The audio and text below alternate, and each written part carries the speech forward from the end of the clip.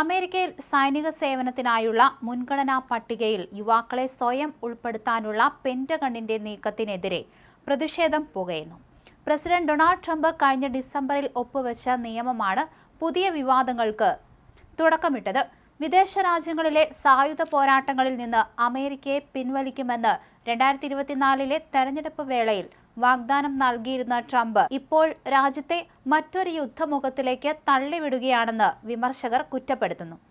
വെനസ്വേലയിൽ Nicholas മഡൂറോയെ പിടികൂടാൻ സൈന്യത്തെ അയച്ചതും ഇറാനുമായുള്ള യുദ്ധത്തിലേക്ക് രാജ്യം നീങ്ങുന്നതും ട്രംപിന്റെ നയവൈകല്യമായി ചൂണ്ടിക്കാണിക്കപ്പെടുന്നു.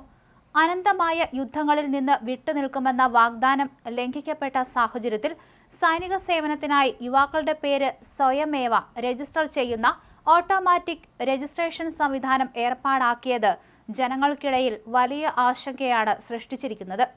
കഴിഞ്ഞ മാർച്ചിലാണ് സെലക്റ്റീവ് സർവീസ് സിസ്റ്റം ഇത് സംബന്ധിച്ച ചട്ടങ്ങളിൽ മാറ്റം വരുത്തിയത്.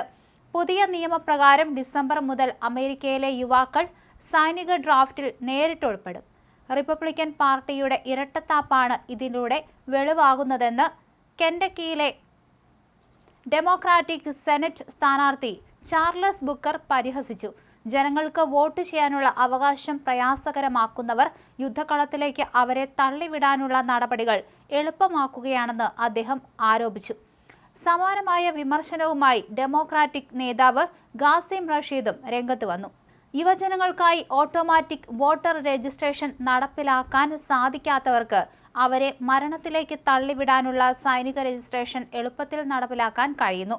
യുവാക്കൾക്ക് വോട്ട് ചെയ്യാനല്ല, മറിച്ച് ട്രംപിന്റെ നിയമവിരുദ്ധ യുദ്ധങ്ങളിൽ മരിക്കാനാണ് ഇവർ സൗകര്യമൊരുക്കുന്നത് എന്ന് അദ്ദേഹം ആഞ്ഞടിച്ചു. പുതിയ പരിഷ്കാരത്തിൽ കുടിയേറ്റക്കാർക്കെതിരെയുള്ള കർശന നടപടികളും ഉൾപ്പെടുത്തിയിട്ടുണ്ട്. 18 വയസ്സ് തികയുന്ന ഏതൊരു കുടിയേറ്റക്കാരനും 30 ദിവസത്തിനുള്ളിൽ സെലക്റ്റീവ് സർവീസിൽ രജിസ്റ്റർ ചെയ്തില്ലെങ്കിൽ അവർക്കെതിരെ ക്രിമിനൽ കുറ്റം ചുമത്തും. ട്രംപ് ഭരണകൂടം കുടിയേറ്റക്കാർക്കെതിരെ സ്വീകരിക്കുന്ന കടുത്ത നിലപാടുകളുടെ തുടർച്ചയായിട്ടാണ് ഈ നീക്കത്തെ രാഷ്ട്രീയ നിരീക്ഷകർ വിലയിരുത്തുന്നത്.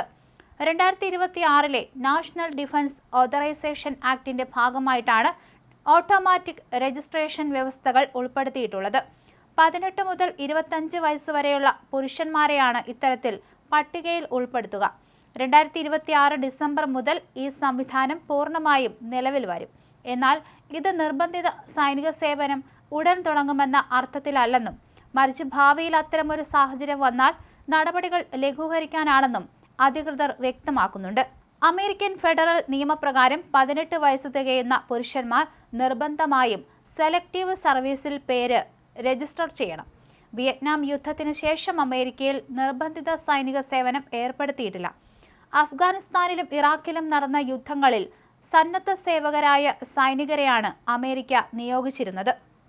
കൗതുകകരമായ കാര്യം 2024 തെരഞ്ഞെടുപ്പ് പ്രചരണ വേളയിൽ ഡെമോക്രാറ്റിക് സ്ഥാനാർത്ഥിയായിരുന്ന കമല ഹാരിസിനെതിരെ ഇതേ വിഷയം ട്രംപ് ആയുധമാക്കിയിരുന്നു എന്നാണ്.